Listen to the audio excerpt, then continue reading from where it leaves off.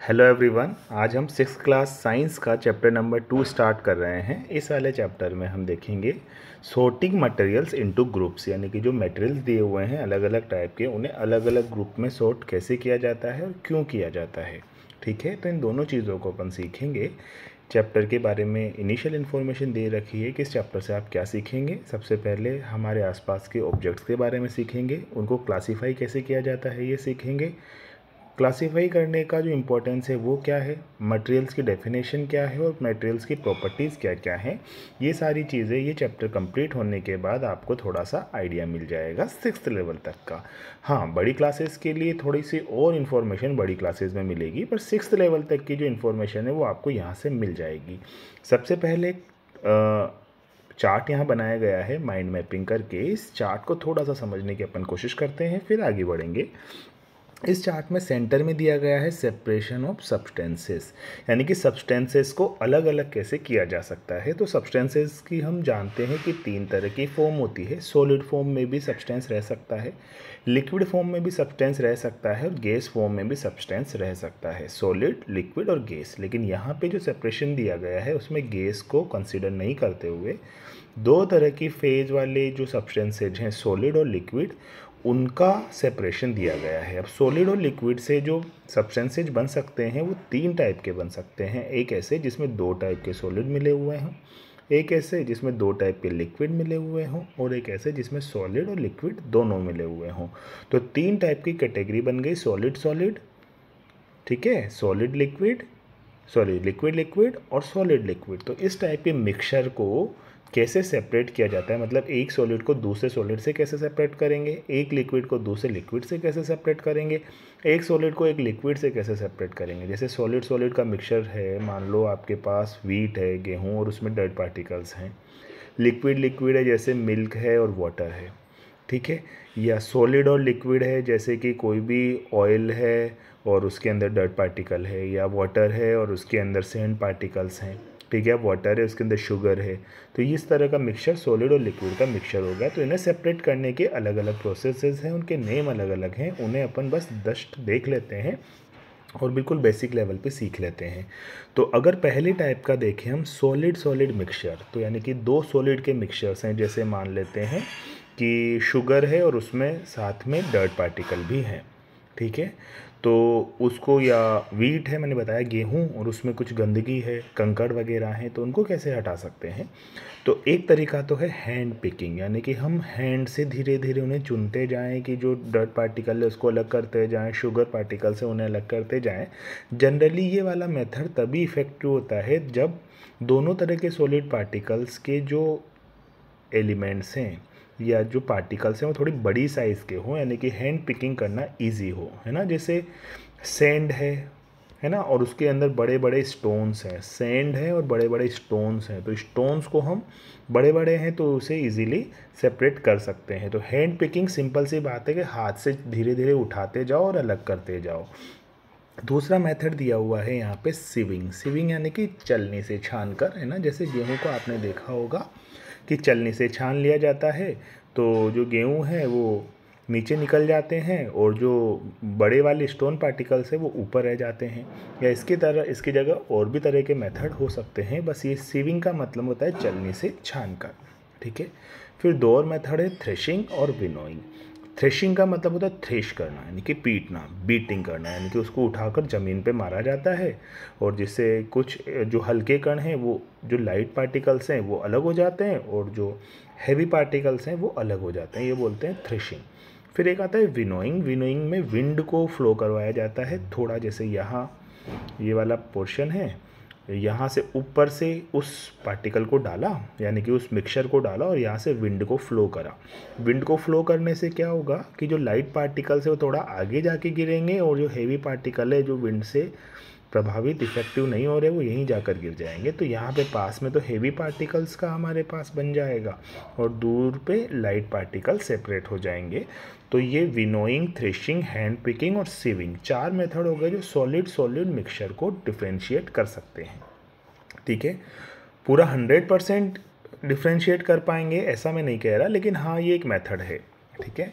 फिर अब आगे अपन देखते हैं लिक्विड लिक्विड मिक्सचर को अगर हमें डिफ्रेंशिएट करना है। लिक्विड लिक्विड जैसे दो लिक्विड ले लिया, जैसे मैंने आपको मिल्क और वाटर बताया, ठीक है। तो इसके लिए इनका जो बॉइलिंग पॉइंट है वो थोड़ा अलग अलग होना चाहिए, तभी जाकर ऐसा हो पाएगा। इसके लिए हम एक सेटअप बनाते हैं। सेटअप कैसा होता है कि जैसे ये मिक्सचर एक कंटेनर में हमने रख लिया और एक दूसरा कंटेनर हमने ले लिया, ठीक है। इन दोनों कंटेनर के बीच में अपन एक ट्यूब लगा देते हैं, ठीक है, और बाकी पार्ट क्लोज होता है इनका, ठीक है। अब इस वाले पहले पार्टिकल को जिसमें मिक्सचर है उसको हम गर्म करते हैं, हीट करते हैं। हीट करने से जिस वाले का बॉइलिंग पॉइंट कम होता है वो पार्ट पहले बॉयल होता है, और जिसका बॉइलिंग पॉइंट ज़्यादा होता है वो नीचे इसी मिक्सचर में रह जाता है। जिसका बॉइलिंग पॉइंट कम है वो बॉयल होता जाता है और बॉयल होकर आगे बढ़ता है और इधर आ जाता है। अब यहाँ पे कुछ बर्फ़ वगैरह, आइस वगैरह डाल के उसे ठंडा करके वापस लिक्विड में बदल लेते हैं। तो इधर वो वाला लिक्विड रह जाता है जिसका बॉइलिंग पॉइंट कम है, यानी कि जो कम इवोपोरेट होता है, और इधर वो वाला आ जाता है जिसका बॉइलिंग पॉइंट इधर वो आ जाता है जिसका बॉइलिंग पॉइंट ज़्यादा है, और इधर वो आ जाता है जिसका बॉइलिंग पॉइंट कम है, ठीक है ना।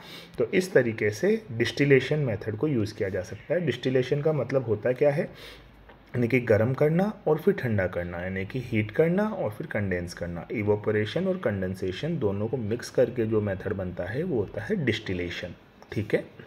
तो डिस्टिलेशन मेथड का यूज़ किया जा सकता है लिक्विड लिक्विड मिक्सचर को सेपरेट करने के लिए।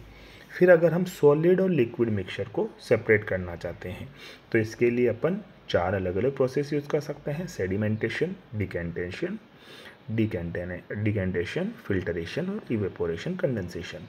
तो सेडिमेंटेशन का मतलब तो ये होता है कि अपन कुछ एक ऐसा एक्सटर्नल केमिकल डालें या एक्सटर्नल पोर्शन डालें जिससे जो सॉलिड वाला पार्ट है वो लिक्विड के, पहले जैसे लिक्विड और सॉलिड मिक्स हो रखा है, ठीक है, पार्टिकल्स एक दूसरे में मिक्स हो रखे हैं।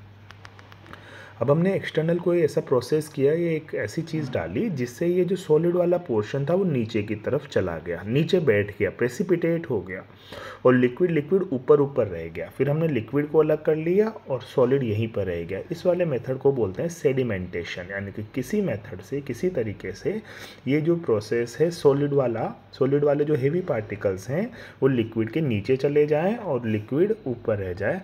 बहुत सी बार टाइम देने पर धीरे धीरे अपने आप भी सॉलिड पार्टिकल्स नीचे चले जाते हैं और लिक्विड पार्टिकल्स ऊपर रह जाते हैं। दूसरा ऑप्शन है इवेपोरेशन और कंडेंसेशन। ये वही वाला प्रोसेस है जो मैंने भी आपको थोड़ी देर पहले डिस्टिलेशन में बताया, उसी टाइप का कुछ है। इवेपोरेट करेंगे, जिसकी इवेपोरेशन इजीली हो जाती है उसकी वेपर पहले बन जाएगी। नॉर्मली सॉलिड का इवेपोरेशन नहीं हो पाता है, लिक्विड का इवेपोरेशन हो पाता है।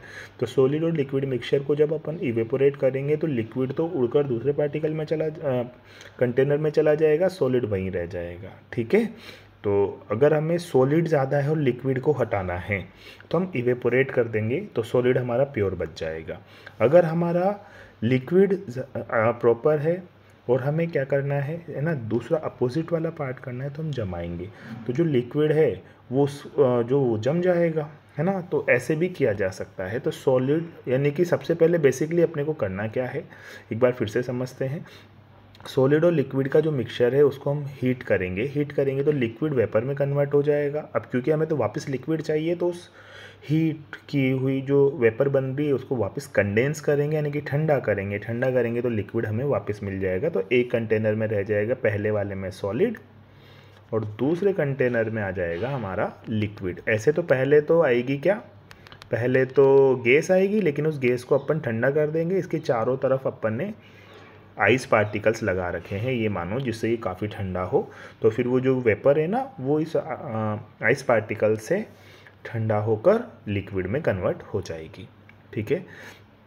इसी तरह से फिल्टरेशन भी है। फिल्टरेशन वही है, आपको छानना है ना।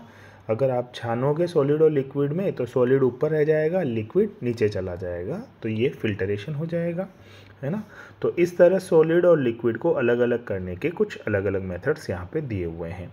अब आगे बढ़ते हैं अपन ऑब्जेक्ट अराउंड अस। तो ऑब्जेक्ट अराउंड अस में ये कहा गया है, we see different plants, houses, buildings, bus, car, cycle, bed, sofa, table, chair, pen, pencil, clothes, utensils, water, wire, mobile, laptop, television, books, bag and a large number of things all these objects are different in shape, size, colours, material and applications. तो ये जो जितने भी materials का नाम यहाँ पे लिया गया है, ऐसा नहीं है कि सभी सेम शेप के हों या साइज़ के हों या कलर के हों, इनके सब के डिफरेंट डिफरेंट प्रॉपर्टीज़ हैं।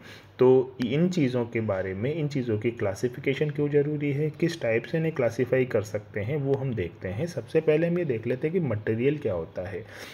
तो material is anything which occupies space, जो थोड़ी सी जगह लेता है और जिसका कोई ना कोई मास होता है, यानी कि अगर उसे वेइंग मशीन पर रखा जाए तो जो एरो है वो कुछ ना कुछ मास इंडिकेट करेगा।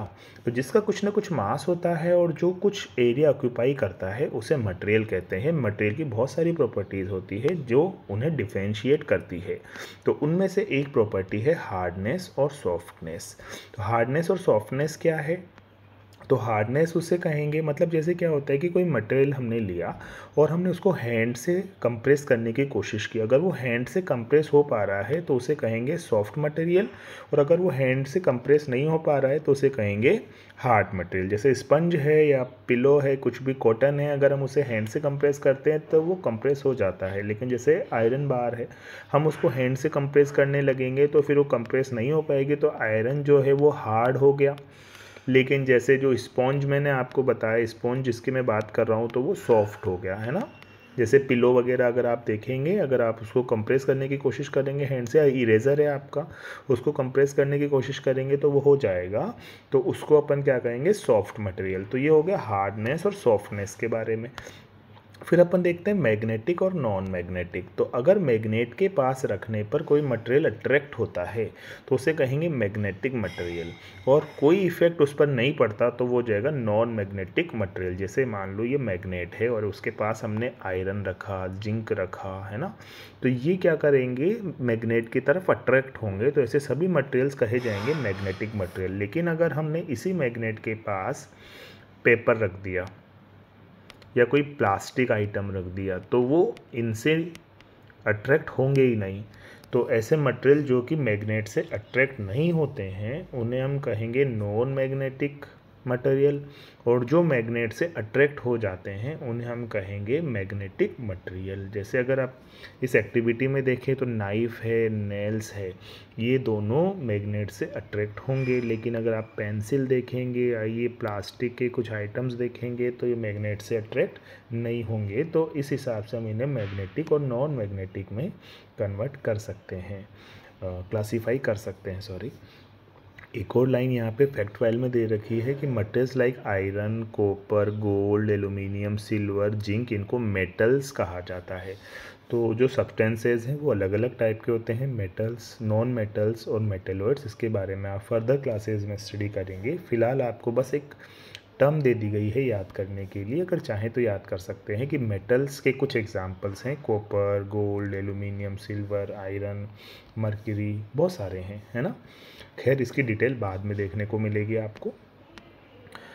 अब अगला पार्ट जो है वो आ रहा है अपना सॉल्यूबल और इनसॉल्यूबल। तो सॉल्यूबल यानी कि ऐसे पार्टिकल्स, ऐसे मैटर जो कि वाटर में डिज़ोल्व हो जाते हैं। जैसे मान लो आपने वाटर के अंदर सॉल्ट डाला तो कुछ टाइम बाद सॉल्ट गायब हो जाएगा, हमें दिखना ही बंद हो जाएगा, तो इसे सॉल्यूबल मटेरियल कहेंगे। लेकिन अगर हमने वाटर के अंदर सैंड डाल दी, क्या डाल दी? सैंड पार्टिकल्स, तो वो कुछ समय बाद गायब नहीं हो जाएंगे, सैंड पार्टिकल्स नीचे दिखने लगेंगे। तो जो पार्टिकल्स वाटर में डिज़ोल्व नहीं होते हैं वो इनसॉल्यूबल हैं मटेरियल, और जो कि डिज़ोल्व हो जाते हैं वो सॉल्यूबल हैं। ठीक है, तो ये तो हमारा हो गया सैंड, मतलब जो लिक्विड में हमने सॉलिड को मिक्स किया। कभी कभी हम लिक्विड में लिक्विड को भी मिक्स कर सकते हैं, जैसे कि मान लो वाटर और ऑयल हमने डाला तो वाटर के ऊपर ऑयल ऊपर ऊपर रहेगा तो वो इनसॉल्यूबल है। लेकिन अगर वाटर के अंदर मिल्क हमने डाला ना तो वो मिक्स हो जाएगा, तो वहाँ पे हम कहेंगे कि ये सॉल्यूबल है। ये तो हमने वाटर के अंदर सॉलिड को भी मिक्स करके देख लिया, है ना, हो जाता है। वाटर के अंदर हमने लिक्विड को भी मिक्स करके देख लिया, हम वाटर के अंदर गैस को भी मिक्स करके देख सकते हैं, वो भी सॉल्यूबल या इनसॉल्यूबल हो सकती है। जैसे वाटर के अंदर हम अमोनिया गैस मिक्स करें, अमोनिया गैस, यूरिन से जो गैस निकलती है ना, कभी आप पब्लिक टॉयलेट के वहाँ जाएंगे तो आपको बदबू आती है, वो इस वाली गैस की वजह से होती है, अमोनिया। जो एग्रीकल्चर होती है उसमें एक फर्टिलाइज़र यूज़ किया जाता है यूरिया, वो भी इसी अमोनिया गैस से बनता है। तो अमोनिया काफ़ी इंपॉर्टेंट पोर्शन है, ये वाटर में सॉल्यूबल होता है। अगर ऑक्सीजन गैस देखें जो हमारे लिए ब्रीथ करने के लिए बहुत कंपलसरी है, हमारी लाइफलाइन गैस को आप ऑक्सीजन कह सकते हो, वो भी वाटर में सॉल्यूबल है लेकिन थोड़ा कम सॉल्यूबल है, उतना सॉल्यूबल नहीं है जितना कि अमोनिया है।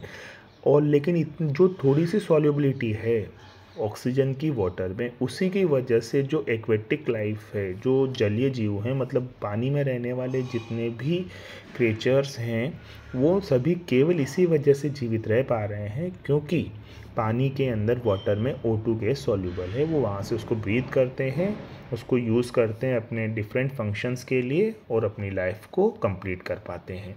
ठीक है, अगर किसी वाटर में ऑक्सीजन नहीं हो तो फिर वहाँ पे अलग अलग तरह के जो एक्वेटिक क्रिएचर्स हैं वो नहीं रह पाएंगे। ठीक है, इसी तरह जो हमारी कोल्ड ड्रिंक्स होती है ना, देखा होगा आपने कोल्ड ड्रिंक्स की बॉटल्स, उसको जब हम खोलते हैं तो कुछ बबल्स बाहर निकलते हैं। वो बबल्स किस चीज़ के बाहर निकल रहे हैं? बबल्स बाहर निकल रहे हैं कार्बन डाइऑक्साइड गैस के। ठीक है, तो कार्बन डाइऑक्साइड गैस को हाई प्रेशर पे वाटर में मिक्स किया जाता है। जब उसका कैप खोल दिया जाता है तो प्रेशर रिलीज़ कम होता है। प्रेशर कम होने पर उसकी जो सॉल्युबिलिटी है CO2 की, वो कम हो जाती है, और सॉल्युबिलिटी कम हो जाती है तो वो बबल के रूप में बाहर निकलने लगती है। हाई प्रेशर पे तो CO2 वाटर में सॉल्युबल है, लेकिन लो प्रेशर पे उसकी सॉल्युबिलिटी कम होकर वो बाहर निकलती है बबल की फॉर्म में, जो हमें दिखाई देते हैं। उसके बाद अपना अगला टॉपिक आता है ट्रांसपेरेंसी। तो ट्रांसपेरेंसी मतलब किसी एक ऑब्जेक्ट के थ्रू हम देख पा रहे हैं या नहीं देख पा रहे, आर पार हम उसके देखते हैं या नहीं देखते। तो इस हिसाब से जो मटेरियल्स है वो 3 टाइप के होते हैं। एक होते हैं ट्रांसपेरेंट, एक होते हैं ट्रांसल्यूसेंट और एक होते हैं ओपेक।